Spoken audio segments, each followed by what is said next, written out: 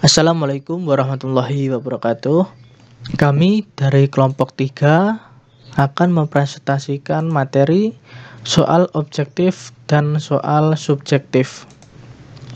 Anggota kelompok kami adalah Arnanda Irawan dengan NIM 21, Nur Aini Ekasari NIM 27, Sela Kusuma Wardani NIM 29, dan saya sendiri Dwi Gilang Ramadan dengan NIM 54. Pada materi ini akan membahas dua bab, yaitu soal objektif yang pertama dan yang kedua adalah soal subjektif. 1. Soal objektif.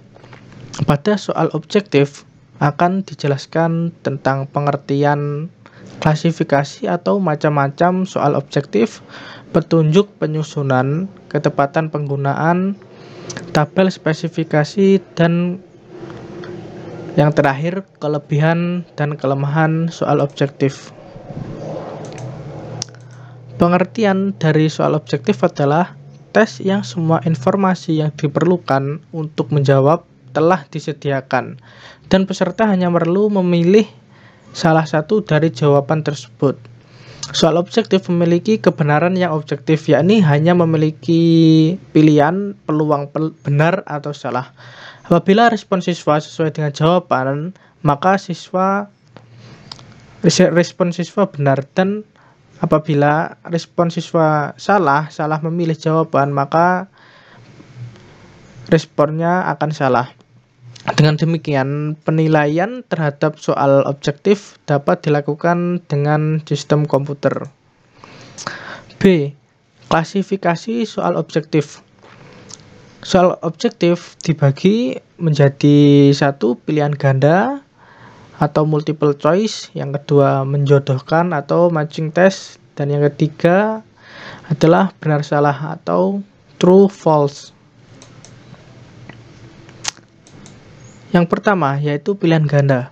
Soal pilihan ganda merupakan soal atau tes yang menggunakan pernyataan yang belum lengkap, dan untuk melengkapinya maka peserta harus memilih salah satu dari beberapa kemungkinan jawaban yang tersedia. Pilihan jawaban itu memiliki dua konstruksi, yaitu jawaban yang benar atau kunci jawaban dan pengecoh. Jika semakin banyak pilihan, maka kemungkinan alternatif jawaban atau pilihannya itu kemungkinan jawaban benar akan semakin kecil, karena dalam pengecoh itu harus menarik untuk dipilih peserta. Selanjutnya ada 5 ragam di pilihan ganda sendiri. Itu ada tipe-tipenya sendiri, yaitu pilihan ganda biasa, hubungan antar hal atau sebab akibat, analisa kasus, membaca diagram, dan pilihan ganda kompleks. Pilihan ganda ini, yang pilihan ganda biasa merupakan bentuk pernyataan yang belum lengkap dan diikuti 4 atau 5 pilihan. Hubungan antar hal, sebab akibat merupakan tes yang terdiri dari 2 kalimat, yaitu kalimat pernyataan dan kalimat alasan. Sedangkan analisa kasus merupakan bentuk soal yang menghadapkan siswa kepada suatu masalah untuk kemudian dianalisis dan ditemukan jalan keluar terbaiknya. Sedangkan untuk soal membaca diagram atau tabel itu sama seperti soal pilihan ganda biasa, tetapi disertakan data atau tabel, gambar, dan bisa juga grafik. Pilihan ganda kompleks adalah soal yang bentuknya mirip dengan pilihan ganda, tetapi karena kompleks diikuti dengan gambar, bisa dengan tabel, dan bisa kemungkinan jawabannya lebih dari 1.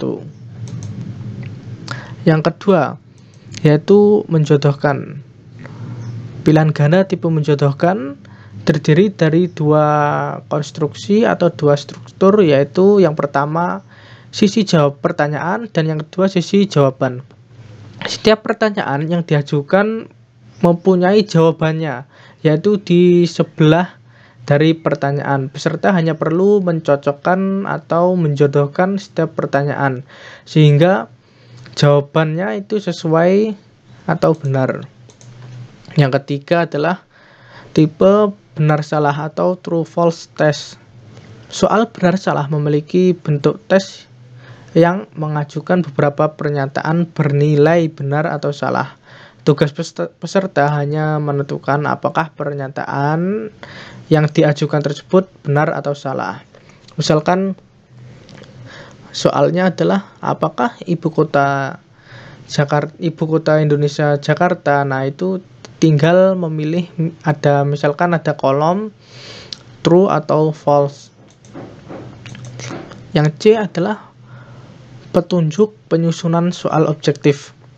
Dalam menyusun soal objektif harus dipenuhi kriteria-kriterianya agar menjadi soal objektif yang bagus. Yang pertama, pokok soal harus dirumuskan secara singkat, jelas, dan tegas.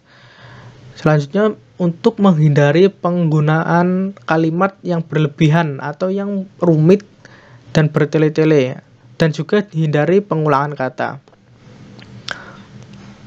Rumusan pokok soal dan pilihan jawaban harus merupakan pernyataan yang diperlukan saja. Dan untuk gambar, grafik, atau yang lainnya harus jelas. Jangan menggunakan gambar yang blur atau yang susah dibaca oleh siswa. Selanjutnya, setiap bahasa yang soal itu digunakan bahasa Indonesia apabila soal tersebut berlaku untuk nasional. Dalam lingkup, misalkan soalnya digunakan juga di provinsi lain, dan apalagi digunakan seluruh Indonesia, maka harus menggunakan bahasa Indonesia yang sesuai kaidah EYD. Selanjutnya, alternatif jawaban yang dipilih itu harus logis dan menarik untuk dipilih oleh siswa. Jadi jawaban pengecoh ada kunci jawaban yang benar, dan yang kedua itu jawaban pengecoh.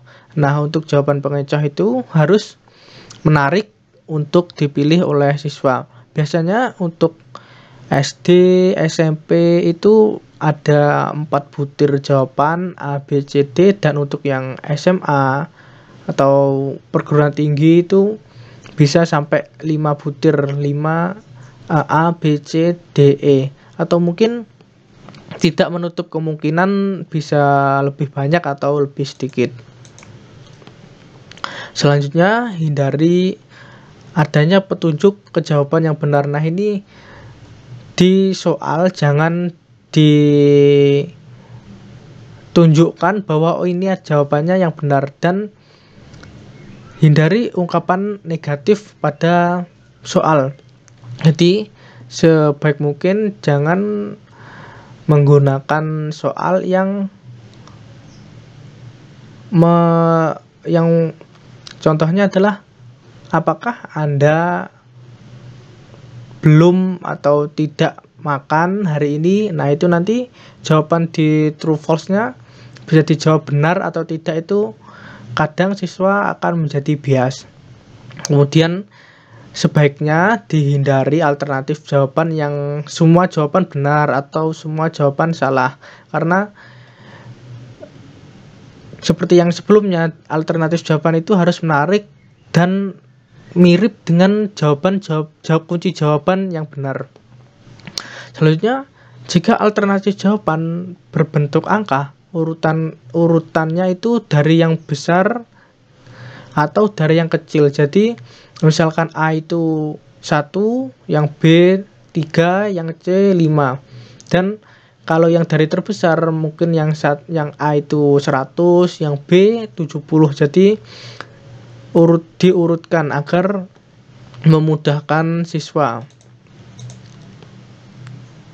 Selanjutnya, pokok soal tidak menggunakan pernyataan yang bersifat negatif ganda.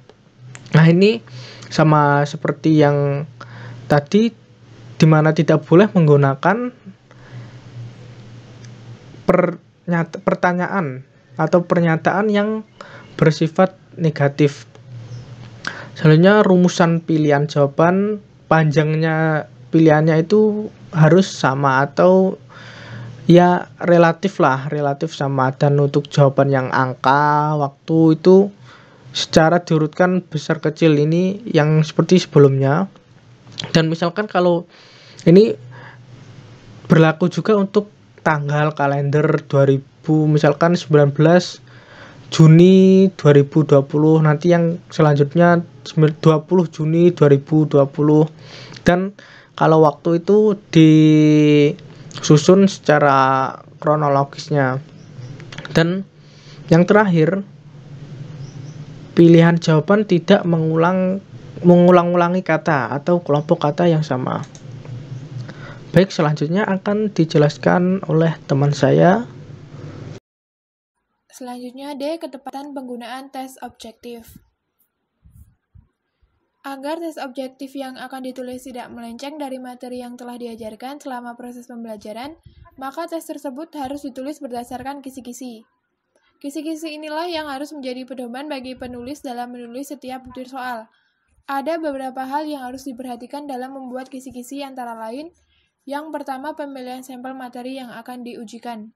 Pemilihan sampel ini diusahakan harus serepresentatif mungkin. Dan yang kedua, penentuan jenis tes yang akan digunakan.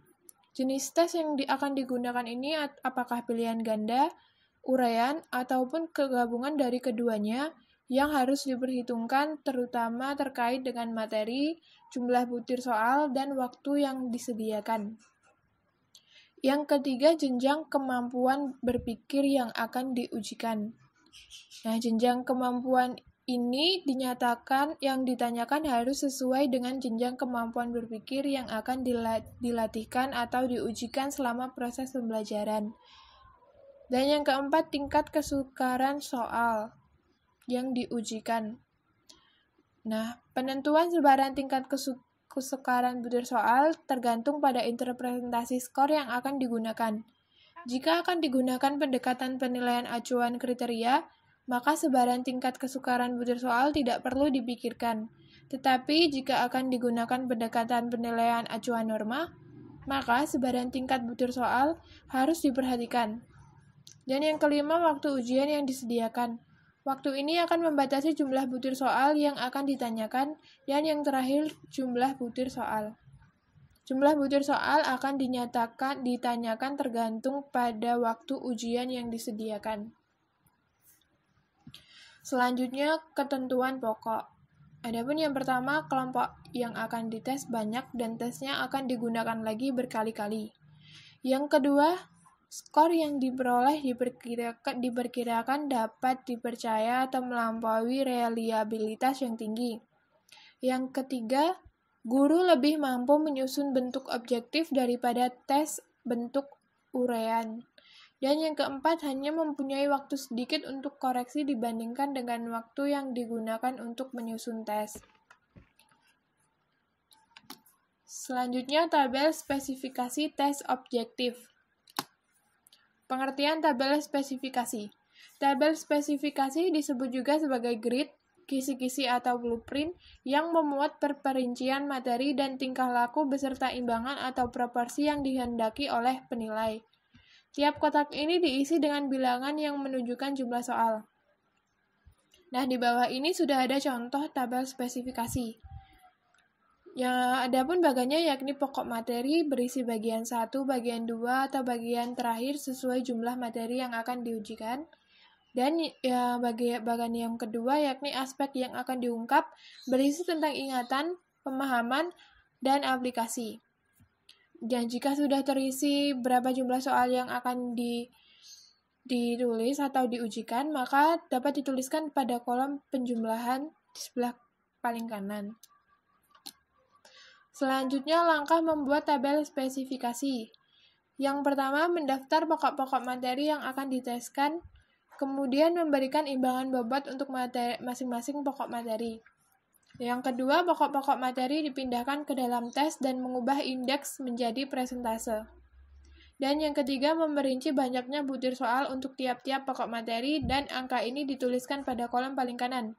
Caranya, yakni dengan cara membagi jumlah butir soal menjadi 4 bagian berdasarkan imbangan bobot yang tertera sebagai presentase. Nah, ini merupakan contoh tabel yang dihasilkan berdasarkan langkah 1 sampai 3. Contohnya di sini kita akan membuat tabel spesifikasi untuk penyusun soal evaluasi dengan ketentuan pengertian evaluasi sebanyak 14% dengan jumlah soal 7, fungsi evaluasi 21% sehingga jumlah soalnya di 10 soal, macam-macam cara evaluasi 36% sehingga jumlah soalnya 18 soal, dan persyaratan evaluasi sehingga 29% sehingga jumlah soalnya menjadi 15, dengan total butir soal yang akan diujikan sebanyak 50 butir soal. Nah, untuk langkah-langkah selanjutnya, terdapat langkah khusus, tergantung dari homogenitas atau heterogenitas materi yang diteskan. Adapun materinya ada materi yang seragam dan tidak seragam. Maksud seragam di sini adalah antara pokok materi yang satu dengan pokok materi yang lain memiliki kesamaan dalam imbangan aspek tingkah laku. Sedangkan untuk materi yang tidak seragam ini, pokok-pokok materinya hanya mencakup satu aspek tingkah laku saja. Misal, hanya ingatan saja atau hanya pemahaman saja. Oleh karena itu, untuk membuat tabel spesifikasi pokok-pokok materi yang tidak seragam, tidak perlu mencantumkan angka presentase imbangan tingkah laku di kepala kolom. Nah, ini tabel ya setelah kita menentukan soal tersebut merupakan soal seragam atau tidak. Nah, ini contoh untuk materi yang seragam. Untuk mengisi atau menentukan banyak butir soal setiap sel, maka dilakukan seperti pada tabel. Misalnya pada sel A atau sel ingatan, di sini kan ingatan sebanyak 50% dengan jumlah soalnya 7 soal, sehingga dapat dicari berapa buah soal yang akan dituliskan dengan cara 50% dibagi 100 dikali 7 soal. Maka akan didapatkan 4 soal. Dan untuk yang soal B atau soal pemahaman dapat dicari dengan cara 30% dibagi 100% dikali 7 soal, yakni 2 soal. Dan untuk sel C pada kolom aplikasi sebanyak 20% dibagi 100% dikali 7 soal, maka hasilnya ada 1 soal. Nah, untuk mengisi sel-sel lain dilakukan dengan cara yang sama seperti halnya mengisi sel A, B, dan C. Selanjutnya, contoh tabel untuk materi yang tidak seragam. Misalnya, bab 1 mayoritas hafalan, dan bab 2 mayoritas pemahaman, sedangkan bab 3 mayoritas aplikasi. Untuk bab 1 ingatan 60%, pemahaman 30%, dan aplikasi 10%, maka sel A-nya sebanyak 60% dibagi 100% dikali 10 soal. Hasilnya adalah 6 soal. Dan yang untuk sel B, 30% dibagi 100% dikali 10 soal, maka hasilnya 3 soal. Dan untuk sel C, maka 10% dibagi 100% dikali 10 soal, maka hasilnya 1 soal. Dan pada sel A, B, C ini jika dijumlahkan, maka sesuai dengan jumlah yang ditentukan, yakni 10 soal. Untuk bab 2 sendiri, di mana mayoritas pemahaman, maka presentasenya ingatan 20%, pemahaman 50%, dan aplikasi sendiri 30%.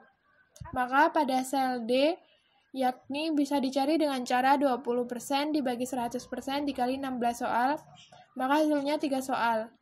Dan untuk sel C, 50% dibagi 100% dikali 16 soal, hasilnya 8 soal. Sedangkan untuk sel F, 30% dibagi 100% dikali 16 soal, hasilnya 5 soal. Dan jika dijumlah hasilnya juga sama, yakni 16. Untuk bab 3 sendiri yang mayoritas aplikasi dapat digunakan persentase ingatan 20%, pemahaman 20%, dan aplikasi 60%. Maka untuk mencari sel G, dijumlahkan dengan cara 20% dibagi 100% dikali 14 soal, maka hasilnya 3 soal. Dan untuk sel H, 20% dibagi 100% dikali 14 soal, hasilnya 3 soal. Sedangkan untuk sel I, yakni 60% dibagi 100% dikali 14 soal, maka hasilnya 8 soal. Nah, pada tabel tersebut terdapat penomoran 1, 2, 6, 7, 8, 10, 3, 4, 9, atau 5. Itu dapat dilakukan secara bebas atau acak. Menggunakan pedoman perhitungan tadi. Misalnya pada sel A kan 6 soal. Maka kita menginginkan soal mana yang berisi tentang ingatan berjumlah 6 soal tentang bab 1. Nah, kita menuliskan soal tersebut secara acak atau bebas saja, dipersilahkan. Sedangkan untuk sel B sama, ada angka 3, 4, 9, itu dilakukan secara acak, yang penting berjumlah 3 soal. Dan yang untuk sel C, 1 soal, sehingga dipilihlah nomor 5 sebagai soal aplikasi bab 1. Begitu juga dengan bab 2, bab 3, dan sel D, E, F, G, H, I. Dan jika dijumlah, maka semuanya berjumlah 16 soal, di mana ingatan 12 soal, pemahaman 14 soal, dan aplikasinya 14 soal. F. Kelebihan dan kelemahan tes objektif. Adapun kelebihannya yakni penilaiannya objektif, toleransi di antara salah dan benarnya tidak diberikan, memiliki reliabilitas yang tinggi, lebih mudah dan cepat dalam mengkoreksinya karena hanya benar atau salah, tidak perlu dengan uraian, dan yang kelima tidak ada unsur subjektif yang mempengaruhi. Yang keenam, satu kali ujian dapat mencakup seutuh materi yang telah diajarkan. Yang ketujuh, validitas isi tes dapat dipertanggungjawabkan. Dan yang terakhir, tes objektif dapat mengukur jenjang proses berpikir dari sederhana atau ingatan sampai dengan yang kompleks atau evaluasi. Selanjutnya, untuk kelemahannya, yakni tidak diperuntukkan untuk mengukur hasil belajar yang kompleks.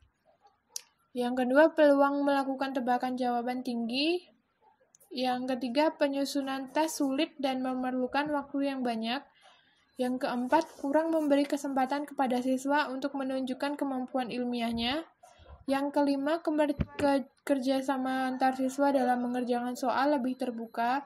Dan yang keenam, kreativitas siswa dalam menjawab soal tidak berkembang. Selanjutnya, saya akan menjelaskan mengenai soal subjektif atau soal isai atau tes isai. Nah, apa sih pengertian dari tes isai atau soal isai itu? Jadi, tes isai itu adalah suatu bentuk tes yang terdiri dari pertanyaan-pertanyaan yang jawabannya itu harus atau dikehendaki itu berupa uraian yang relatif panjang biasanya. Nah, pada tes esai ini jawabannya tuh nggak mutlak 100% bener, nggak mutlak 100% salah, nggak kayak pilihan ganda. Kalau pilihan ganda kan kalau misalnya salah ya udah salah gitu kan, kalau bener ya bener gitu. Kalau dalam tes esai ini nggak mutlak gitu. Jadi skala jawabannya itu bisa 0%, 20, 30, 40, 50 sampai bisa 100% tergantung dari jawaban yang diberikan oleh peserta didik. Kayak misalnya nih ada soal kimia menentukan molaritas. Nah, biasanya tuh guru menghendaki jawabannya tuh kayak ditulis diketahuinya dulu, ditulis ditanyanya apa, terus habis itu ditulis rumusnya dulu baru jawabannya. Nah, dari poin-poin itu tadi bisa misal yang diketahuinya nggak ditulis, jadi nanti jawabannya atau nilainya tuh nggak bisa sempurna gitu. Tapi kalau misal diketahuinya ada, ditanya ada, rumus ada, dan jawabannya benar, itu nanti jawabannya bisa sempurna atau nilainya sempurna, seperti itu. Untuk yang selanjutnya yaitu ada penggolongan dan contoh tes uraian. Nah, jadi tes uraian ini tuh atau tes esai ini tuh dibagi menjadi dua, teman-teman. Yang pertama ada tes uraian terbuka atau tes uraian bebas. Nah, dalam tes uraian bebas ini teste itu jadi yang melakukan tes atau siswanya biasanya kan itu memiliki kebebasan dalam mengekspresikan idenya, gagasan, dan pendapatnya. Jadi kayak ini tuh lebih ke kayak soal analisis gitu loh, kayak misal kita dimintai pendapat kita mengenai sesuatu seperti itu. Tapi kalau dalam eksak ini tuh biasanya nggak berlaku biasanya ya teman-teman, karena kan eksak itu kan ilmu pasti gitu, jadi nggak bisa tentang sembarang pendapat gitu, jadi harus ada landasannya kan. Ya memang sebenarnya semuanya itu kalau kita berpendapat pasti ada landasannya, cuman kalau di eksak tuh kan namanya juga eksak kan ilmu pasti ya, jadi biasanya tuh yang tes uraian terbuka ini itu biasanya nggak dipakai. Tuh yang selanjutnya yaitu ada tes uraian terbatas. Nah, tes uraian terbatas ini tuh digunakan untuk mengukur kemampuan siswa dalam menjelaskan hubungan sebab akibat, menerapkan suatu prinsip atau teori, memberikan alasan yang relevan, merumuskan hipotesis, membuat kesimpulan yang tepat, dan menjelaskan suatu prosedur atau dan sebagainya. Jadi tes uraian terbatas ini ya kayak seperti yang saya jelaskan tadi, kayak misal ada soal mengenai disuruh untuk mencari molaritas, nah itu kan udah ada rumusnya, jadi terbatas di rumus itu aja gitu loh jawabannya, nggak bisa melebar yang kemana-mana. Kayak misal ada lagi nih disuruh untuk menjelaskan mengenai pengertian atom, nah itu kan sudah jelas gitu loh teman-teman, pengertian atom tuh seperti ini, tinggal kita mengolah dengan bahasa kita aja gitu. Cuman pengertiannya sudah jelas, sudah paten kalau pengertian atom itu seperti ini, cuman cara kita menjelaskannya aja yang beda-beda seperti itu. Untuk yang selanjutnya yaitu ada petunjuk penyusunan tes uraian. Nah, yang pertama itu kita harus menentukan, atau guru itu harus menentukan tujuan pembelajaran yang ingin diukur. Nah, setelah itu baru memilih pokok bahasan dan subpokok bahasan yang relevan untuk mencapai tujuan tersebut. Terus yang selanjutnya yaitu soalnya tuh nggak boleh sama persis dengan contoh yang ada pada catatan, jadi sebisa mungkin itu berbeda. Kalau misal pun terpaksa sama, nanti bisa, kalau kimia atau eksak kan bisa diubah angkanya, jadi pasti jawabannya nanti akan berbeda gitu. Terus yang selanjutnya yaitu pada waktu menyusun soal itu hendaknya juga dibuatkan kunci jawaban. Fungsinya untuk apa? Jadi untuk biar guru itu tahu, oh kunci jawabannya tuh seperti ini, harusnya tuh seperti ini, untuk menilai itu biar lebih mudah seperti itu.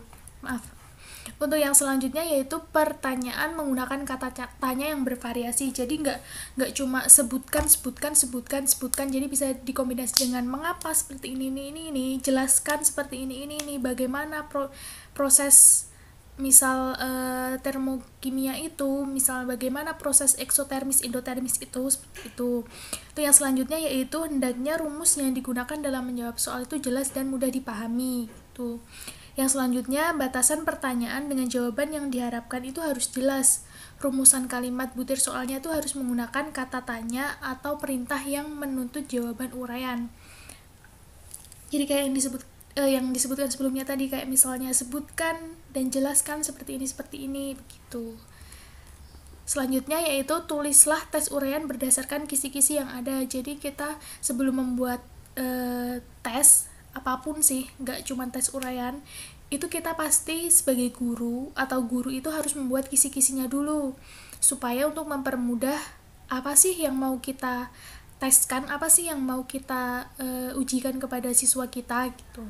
Yang selanjutnya yaitu gunakan tes uraian untuk mengukur hasil belajar yang kurang tepat atau tidak dapat diukur dengan tes objektif. Yang selanjutnya yaitu gunakan tes uraian terbatas untuk menambah sampel yang dapat ditanyakan dalam satu waktu ujian. Lalu gunakan tes uraian untuk mengungkapkan pendapat, tidak hanya sekedar menyebutkan fakta. Jadi bisa menggunakan kata tanya seperti jelaskan, bandingkan, hubungkan, simpulkan, analisislah, dan lain-lainnya.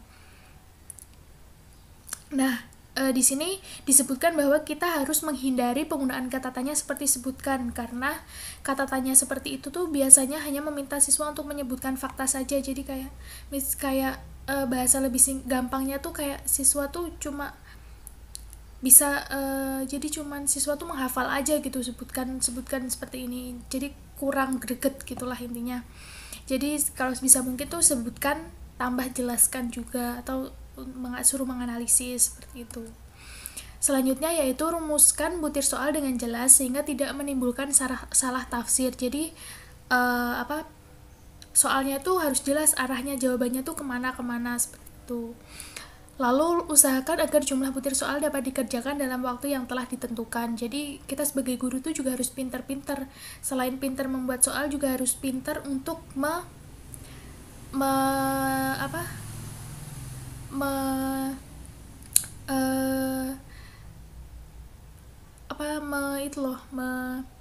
ternyata soal ini tuh misal ada 5 soal itu siswa itu dapat mengerjakannya kurang lebih dalam waktu berapa sih, seperti itu.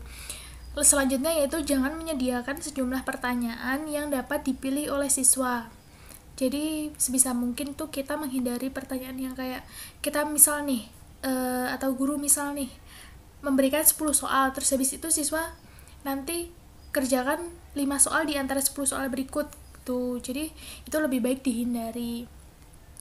Karena pasti siswa akan memilih soal yang mudah gitu kan. Jadi kayak kemampuan siswa tuh kurang terukur kalau misal soalnya seperti itu.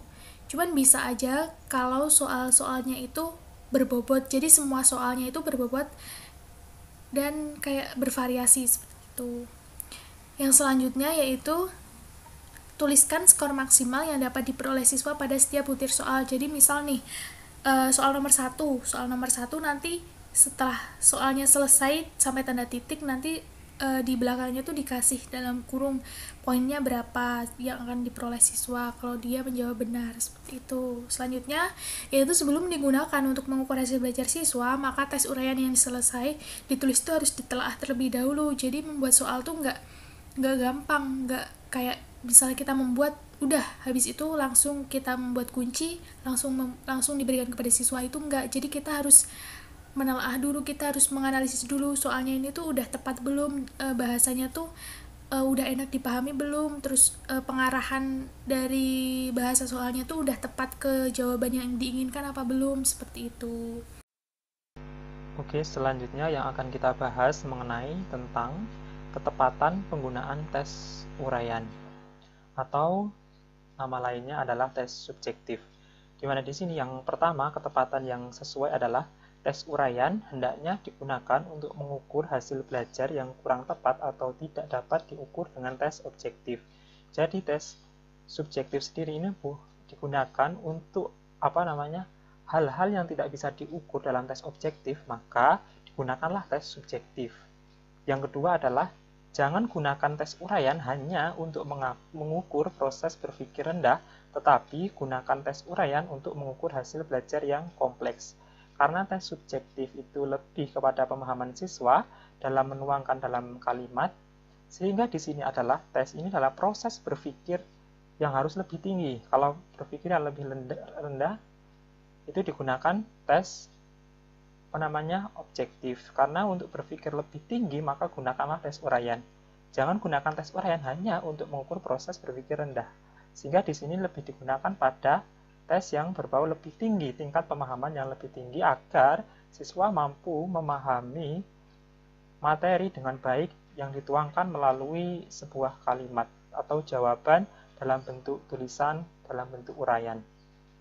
Oke, selanjutnya, kemudian ketentuan pokok dalam penggunaan tes subjektif atau tes uraian yang pertama adalah peserta ujian terbatas.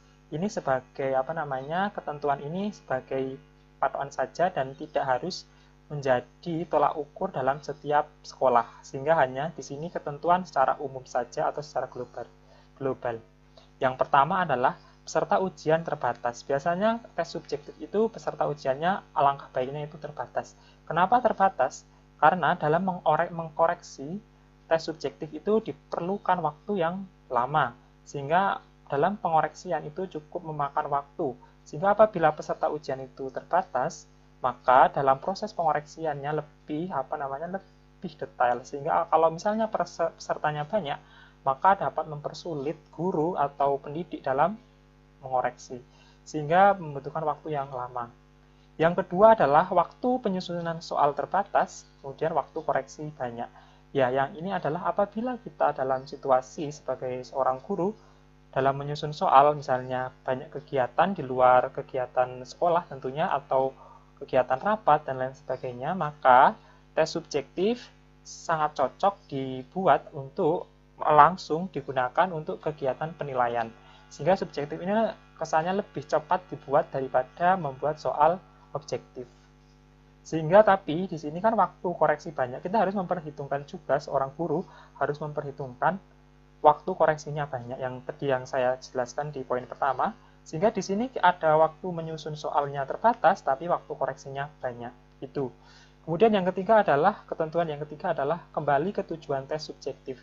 Di mana tujuan tes subjektif itu kan mengukur kemampuan berpikir yang lebih tinggi daripada sekedar memilih option atau objektif.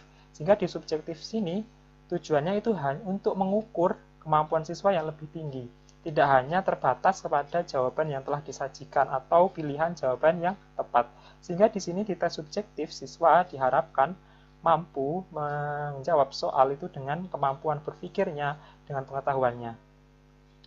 Kemudian yang keempat adalah untuk mendapatkan pengalaman belajar atau ujian siswa yang lebih bervariasi. Karena tes subjektif didesain itu kan setiap anak mungkin kalimat yang disusun dalam menyusun kalimat jawaban mungkin berbeda-beda. Sehingga lebih bervariatif jawaban siswa.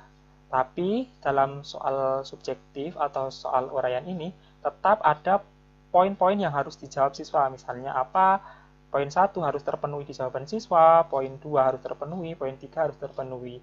Dan kalimatnya berbeda tidak apa-apa.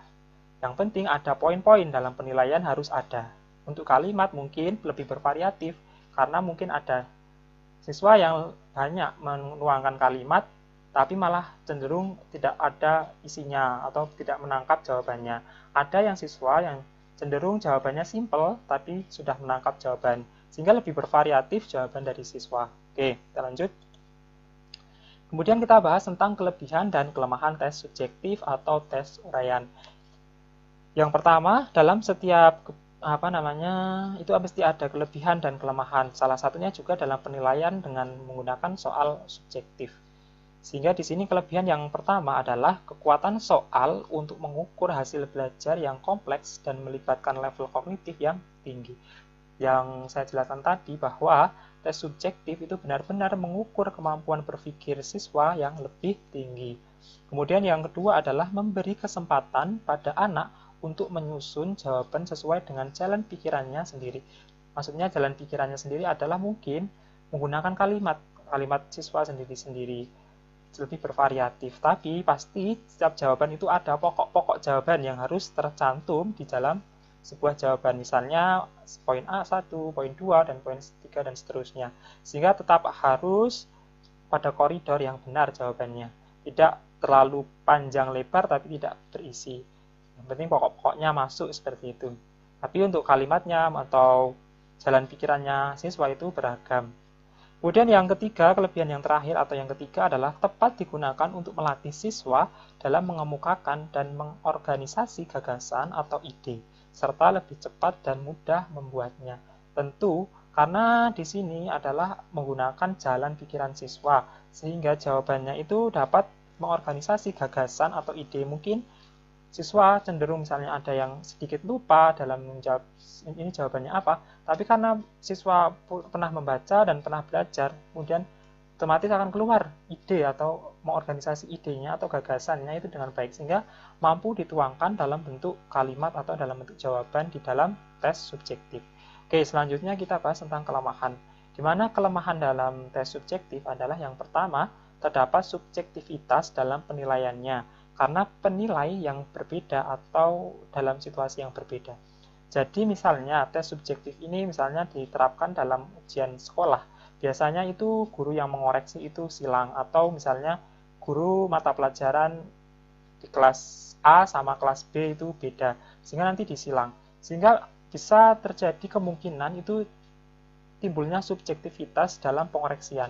Misalnya dengan guru si A, karena dalam kondisi yang sedang baik atau biasanya belum banyak pikiran atau masih dalam fresh, mungkin nanti bisa lebih bagus. Atau misalnya sama-sama guru A, tapi dalam kondisi yang berbeda, dalam situasi yang berbeda. Sekarang dalam kondisi yang masih tidak berterburu-buru, mungkin lebih bisa rileks dalam mengoreksi. Tapi apabila guru dalam kondisi terburu-buru atau dalam kondisi misalnya sibuk sekali, mungkin dalam mengoreksinya mungkin nanti bisa berbeda dengan kondisi saat senggang atau tidak buru-buru. Sehingga di sini subjektivitas itu dalam tes subjektif itu biasanya lebih bisa dirasakan. Tapi kalau tes objektif kan sudah disediakan pilihannya ya, A, B, C, D, E. Sehingga otomatis kalau jawabannya salah ya salah, kalau benar ya benar, seperti itu. Kemudian yang kedua adalah tes uraian menghendaki jawaban yang panjang, sehingga tidak memungkinkan ditulis butir tes dalam jumlah banyak. Soal menjadi tidak representatif. Ya, di sini karena tes uraian itu tidak mungkin ya, misalnya ada 50 soal uraian itu tidak mungkin. Mungkin kalau misalnya di jenjang SMA, biasanya kalau ujian itu 5 soal uraian itu sudah banyak sekali. Sehingga di sini alangkah baiknya mungkin kadang ada yang misalnya ada soal, kemudian anak soal, misalnya nomor 1, kemudian 1A, 1B, biasanya seperti itu. Tapi tidak menutup kemungkinan juga itu juga menjadi semakin banyak. Sehingga di sini kelemahannya itu soal menjadi tidak representatif, sehingga banyak mungkin bisa hanya beberapa KD kompetensi dasar dan indikator yang bisa dicapai dalam tes uraian, sehingga tidak semua bisa dimuat dalam tes uraian, sehingga hanya beberapa saja, sehingga tidak semuanya bisa masuk di dalam tes subjektif. Tapi dalam soal objektif mungkin lebih menyeluruh, sehingga semua KD indikator itu bisa masuk. Tapi di tes subjektif terbatas, biasanya terbatas sehingga memungkinkan untuk soal menjadi tidak representatif. Kemudian yang terakhir adalah kelemahannya, penggunaan soal uraian membutuhkan waktu koreksi yang lama dalam menentukan nilai. Ya, karena tadi yang juga telah saya jelaskan bahwa tes subjektif sendiri kan menekankan pada jawaban siswa, gagasan, dan ide-ide siswa dalam jalan pikirannya, sehingga guru harus jeli mencari poin-poin yang harus ada di jawabannya, sehingga bisa membutuhkan waktu yang cukup lama. Sehingga di sini kalau tes objektif atau tes pilihan ganda itu kan lebih cepat dalam mengoreksi. Sekarang sudah juga zamannya sudah canggih gitu kan. Oke, kita lanjut yang terakhir pembahasan kita, yaitu perbandingan antara tes objektif dengan tes subjektif atau tes uraian. Di sini kita bahas yang pembeda. Yang pertama ada pembeda, ada tes objektif, kemudian tes subjektif atau tes uraian. Mungkin dalam sini juga sudah saya bahas sebelumnya. Mungkin di sini saya hanya memberikan kesimpulan dalam materi kali ini. Yang pertama, dalam pembeda dalam bentuk taksonomi yang diukur, di mana tes objektif adalah baik untuk mengukur pengetahuan, ingatan, pemahaman, aplikasi, dan analisa. Kurang tepat untuk mengukur sintesis dan evaluasi. Jadi objektif ini cenderung menekankan pada level ingatan saja, sehingga jawaban harus sesuai dengan yang disajikan. Sehingga tidak bisa memilih jawaban yang lain, harus yang tersedia harus dijawab salah satu yang paling tepat. Kemudian di tes subjektif itu kurang baik untuk mengukur ingatan, lebih baik untuk mengukur pemahaman, aplikasi, analisa, paling baik untuk mengukur sintesis dan evaluasi. Ya, ini cenderung kepada level penalaran dan pemahaman dalam siswa memahami sebuah materi. Sehingga di sini diperlukan analisis, diperlukan evaluasi yang tepat dalam menjawab soal tes subjektif. Kemudian pembeda yang kedua adalah jumlah sampel. Seperti yang telah saya jelaskan sebelumnya juga, bahwa untuk tes objektif itu dapat mengukur banyak sampel pertanyaan sehingga benar-benar mewakili materi yang diajarkan. Karena di sini kan tes objektif itu cenderung misalnya menggunakan aplikasi Google Form dan aplikasi-aplikasi lainnya, otomatis kalau menggunakan aplikasi itu kan otomatis bisa melihat jawabannya, bisa melihat nilainya, bisa melihat skornya lebih cepat. Kemudian sehingga banyak sampel bisa digunakan. Tapi untuk tes subjektif atau tes uraian itu hanya dapat menanyakan beberapa pertanyaan sehingga kurang mewakili materi yang diajarkan. Ini kan tadi ini untuk banyak sampel pertanyaan ya, untuk banyak sampel pertanyaan, sehingga di sini kan semua KD itu bisa masuk. Kalau di KD dan indikator bisa masuk di sini, tapi kalau yang ini hanya dapat menanyakan beberapa pertanyaan sehingga kurang mewakili materi yang diajarkan, itu karena tidak semua bisa dimuat di dalam tes subjektif. Tapi juga ini jumlah sampel untuk orangnya juga yang telah saya sebutkan sebelumnya, bahwa memang di tes objektif itu cenderung lebih banyak Tapi untuk tes tes subjektif atau uraian itu cenderung lebih sedikit biasanya digunakan. Kalau misalnya misalnya dalam satu kelas misalnya mencapai 32 siswa, kemudian harus mengoreksi dengan waktu yang singkat, itu mungkin dalam tes subjektif ini kurang bisa cepat gitu ya, karena kebanyakan sampel misalnya. Tapi juga itu tergantung gurunya dalam mengoreksi. Sehingga di sini sebagai contoh saja. Kemudian yang pembeda yang ketiga adalah menyusun pertanyaan. Di mana dalam menyusun pertanyaan yang baik sulit dilakukan dan memakan waktu yang panjang, sehingga otomatis pertanyaan-pertanyaan yang ada di dalam tes objektif itu cenderung dilakukan singkat-singkat, tidak terlalu banyak ya. Kalau di tes ini kan tes subjektif, menyusun pertanyaan yang baik sulit tetapi lebih mudah dibandingkan pertanyaan objektif. Waktu yang digunakan juga sedikit. Misalnya kalau ini kan, kalau yang objektif kita harus memikirkan jawabannya juga, kemudian pengecohnya juga, dan lain sebagainya. Tapi dalam menyusun pertanyaan di tes subjektif itu kita cenderung langsung ke pertanyaan, nggak usah mikir pengecohnya, misalnya pilihan pengecoh gitu kan, karena subjektif, karena berpatokan pada jawaban siswa. Oke, jadi kalau tes objektif itu lebih lebih lama dalam menyusun pertanyaan-pertanyaannya, karena memikirkan jawabannya, kemudian memikirkan pengecohnya, dan jawaban-jawaban yang salah juga dipikirkan. Tidak hanya jawaban yang benar yang dipikirkan, tetapi jawaban yang salah juga dipikirkan. Kemudian pembeda yang keempat adalah pengolahannya, mana pengolahan objektif sederhana dan ketepatannya reliabilitasnya tinggi, karena otomatis jawaban benar ya benar, salah ya salah gitu kan, jadi reliabilitasnya lebih tinggi. Tapi dalam tes subjektif, pengolahannya itu sangat subjektif, berdasarkan bisa saja pengoreksinya kurang, berbeda, penilaiannya berbeda antara guru A, guru B, guru C, dan seterusnya, sehingga mungkin ada subjektivitas, atau mungkin nanti tingkat misalnya masih dalam kondisinya juga, kondisi guru juga mempengaruhi dalam penilaian.